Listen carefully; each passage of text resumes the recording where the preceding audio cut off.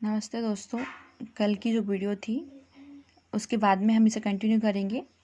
देखिए, आपका एक टॉपिक रहेगा कृषि उद्योग एवं भारतीय अर्थव्यवस्था में पशुओं का महत्व।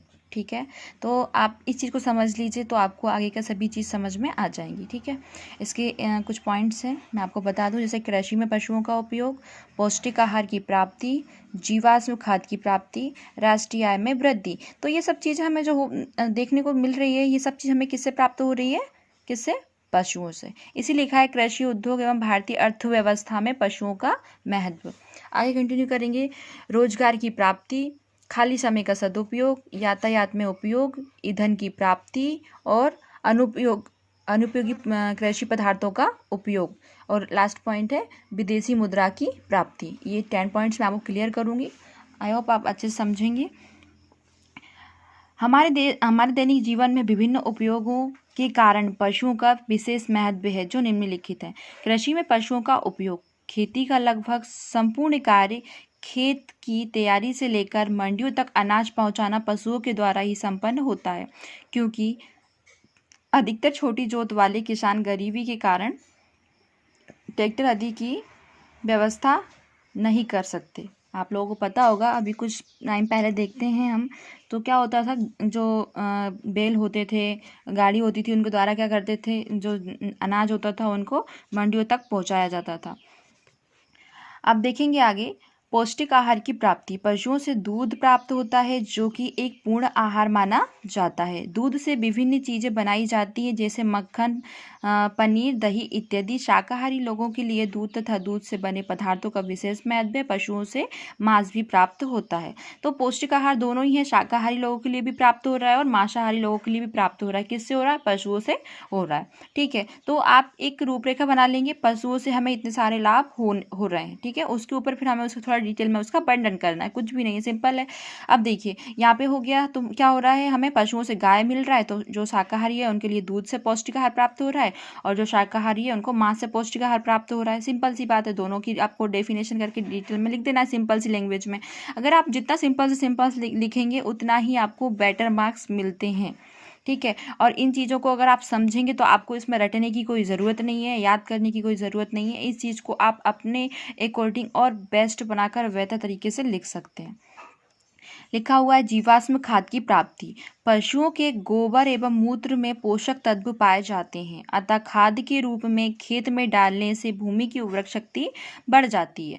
तो क्या है, आप जो गाय हो, भैंस जो होते हैं, उनसे क्या होता है, हमें जो उनका गोमूत्र प्राप्त होता है, गोबर प्राप्त होता है, उसे हम क्या करते हैं, एक गड्ढा खोद लेते हैं, उसमें हम 1 साल 2 साल का गोबर जो भी मूत्र होता है उसको वहाँ पे हम एकत्रित करते जाते हैं, और फिर वो क्या होता है, कुछ सूक्ष्म जीवों के द्वारा वो क्या होता है, चेंज हो जाता है उर्वरक खाद के रूप में। ठीक है, फिर हम उसे अगर खेती में डालते हैं तो वो उसे क्या करता है, हमारी जो खेती की उर्वरक शक्ति है, मतलब जो नाज उत्पन्न करने की शक्ति है, वो क्या होगी, बढ़ जाएगी। तो कहीं ना कहीं किसानों को लाभ होगा।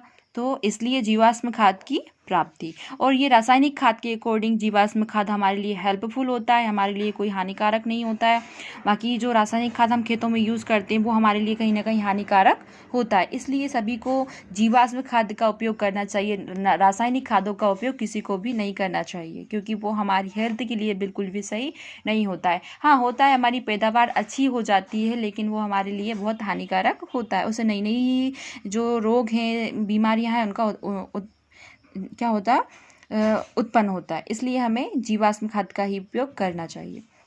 देखिए आगे का देखेंगे, राष्ट्रीय आय में वृद्धि। अब हमें यहाँ पे देख लिया हमने, जीवाश्म खाद हमें पशुओं से किस प्रकार प्राप्त हुआ है, राष्ट्रीय आय में वृद्धि देखेंगे। अब हमें राष्ट्रीय मतलब हमारा जो भारत देश है, इसमें हमारी आय में कैसे वृद्धि हो रही है पशुओं के द्वारा। ठीक है, उसी को बोलेंगे राष्ट्रीय आय। ठीक है, अगर हम विदेशों में भी हमें इन चीज़ों से वो होता तो हम बोलते हैं अंतर्राष्ट्रीय आय। ठीक है, लेकिन हमें सिर्फ हमारे भारत देश की बात कर रहे हैं, तो ये राष्ट्रीय आय में वृद्धि। कृषि तथा पशुपालन हमारे देश में सबसे बड़े उद्योग हैं। राष्ट्र की कुल वार्षिक आय का लगभग 20% पशुओं से ही प्राप्त होता है। मैंने आपको ये टॉपिक शायद पहले भी डिस्कस कर चुकी हूँ आप लोगों से। कितना % लाभ होता है हमें अपनी आय का?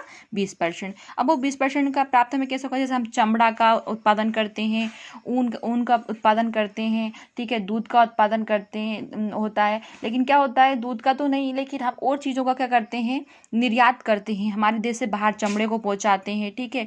चमड़े के साथ साथ हम बहुत सारी चीज़ों को क्या करते हैं, निर्यात करते हैं, जिससे हमें क्या होगा, विदेशी मुद्रा हमें प्राप्त होती हैं, तो जिससे हमारी आय में क्या होगी, वृद्धि होगी। जैसे कि मैंने आपको बताया था, हड्डी सींग बताए थे आप लोगों को, और भी बहुत सारी चीज़ बताई थी, जिससे क्या होता है, हम ये विदेशों में पहुंचाते हैं, वहाँ से फिर हमें पैसे मिलते हैं, तो हमारी राष्ट्र को क्या, हमारे भारत देश को क्या होती है, आय प्राप्त होती है। तो कितनी आय प्राप्त होती है हमें पशुओं के द्वारा?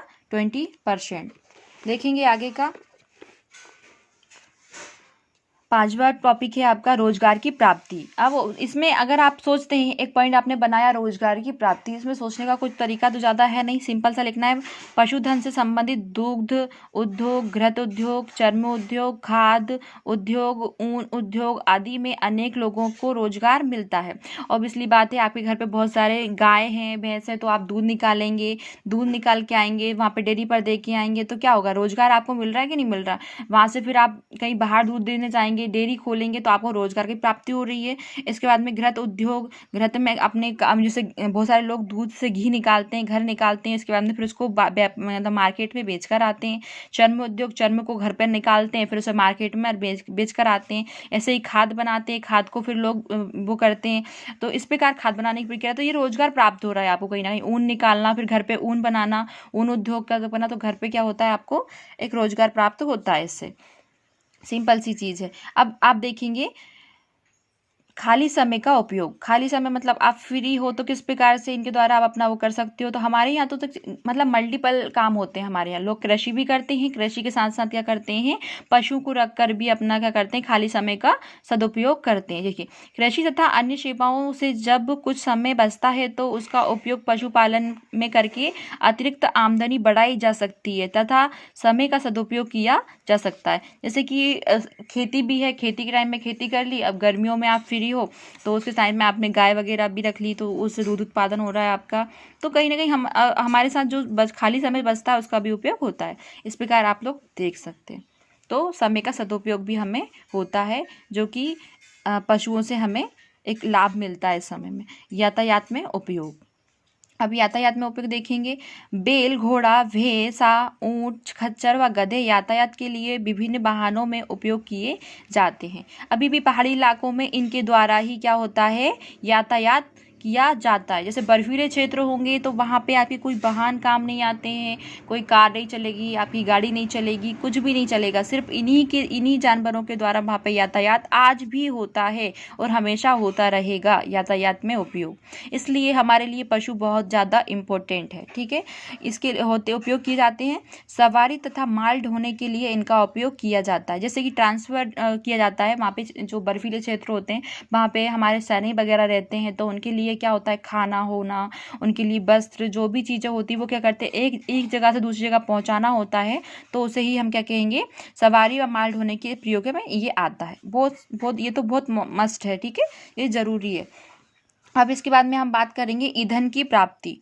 ईंधन की प्राप्ति में क्या होगा, गोबर से बायोगैस के रूप में ईंधन प्राप्त होता है तथा इससे रोशनी जलाने के लिए उबले तथा स्याही आदि भी बनाए जाते हैं। तो मतलब हमें गोबर है, उनके द्वारा क्या होता है, बायोगैस आप लोग सभी समझते हैं। गोबर को घोल दिया जाता है, गोबर का किण्वन करा जाता है, फिर वहाँ पे कुछ सूक्ष्म जीव होते हैं, उनके द्वारा एक उस गैस को गैस में परिवर्तित किया जाता है। फिर वहाँ से हमें क्या होता है, गैस प्राप्त होती है, जिसका नाम है क्या, बायोगैस। अब इस प्रकार से हमें ये चीज़ ईंधन की भी प्राप्ति हो रही है। अब ये सिंपल सा है, अनुपयोगी कृषि पदार्थों का उपयोग। अनुपयोगी कृषि पदार्थों का उपयोग मतलब जो देखिए, अब हमें भूसा है, पुआल है तथा करवी एवं अनेक प्रकार की घासों को पशुओं को खिलाया जा सकता है। इसी प्रकार खलियों एवं बिनोलों का प्रयोग भी पशुओं के लिए करके उनसे बहुमूल्य दूध एवं मांस प्राप्त किया जा सकता है। तो मतलब ये क्या होता है, कृषि पदार्थ हैं। अब हमें जब कृषि में हमें प्राप्त होती है, भूसा भी हमें खेत से प्राप्त होता है, पुआला होता है, करवी, अनेक प्रकार की घासें भी हम लोग यहाँ पाई जाती हैं खेतों में, ठीक है। तो वो पशुओं को खिलाया जा सकता है। इसी प्रकार खली, जैसे कि आप दाना देखते होंगे, दाना प्राप्त होता है, तो खली एवं बिनोवा प्राप्त करके क्या करते हैं हम, जो पशु होते हैं उनकी देखभाल करेंगे तो उससे हमें क्या होगा, अच्छा खासा दूध प्राप्त होगा, ठीक है। दूध प्राप्त होने से क्या, मांस भी प्राप्त होगा। इस प्रकार से किया जा सकता है। अब देखिए विदेशी मुद्रा की प्राप्ति, वही लास्ट पॉइंट जो मैंने अभी बताया था आपको, राष्ट्रीय आय। राष्ट्र मतलब सॉरी, वहाँ पे विदेशों में निर्यात करता है वो विदेशी यात्रा वो हो जाएगा आपका, और वहाँ पे राष्ट्रीय आय के बारे में मतलब हम अपने राष्ट्र के अंदर जो चीज़ उपयोग करते हैं वो राष्ट्रीय आय हो जाएगी, और हम जो निर्यात करेंगे और उससे हमें होगा वो हमारी क्या हो जाएगा, विदेशी मुद्रा प्राप्ति होगी। जैसे चमड़ा हो गया, मांस हो गया, ऊन तथा इनसे निर्मित पदार्थ एवं पशुओं के निर्यात से विदेशी मुद्रा की प्राप्ति की जा सकती है। तो ये विदेशी मुद्रा हो गई, वो भी आपकी राष्ट्रीय आय है। देखो मुद्रा विदेशी हो या पैसा, तो आय होती है, राष्ट्रीय हो या विदेशी हो, ठीक है। ये भी हमारे लिए आय ही है और ये भी क्या है, आय है, ठीक है। आई होप आप लोग समझ गए होंगे। ये सिंपल से 10 पॉइंट है, मैं दोबारा रिपीट कर दूंगी, आप देखेंगे। कृषि में पशुओं का उपयोग, पौष्टिक आहार की प्राप्ति, जीवाश्म खाद की प्राप्ति, राष्ट्रीय आय में वृद्धि और रोजगार की प्राप्ति, खाली समय का उपयोग, यातायात में उपयोग, ईंधन की प्राप्ति, अनुपयोगी कृषि पदार्थों का उपयोग और विदेशी मुद्रा की प्राप्ति, ठीक है। धन्यवाद।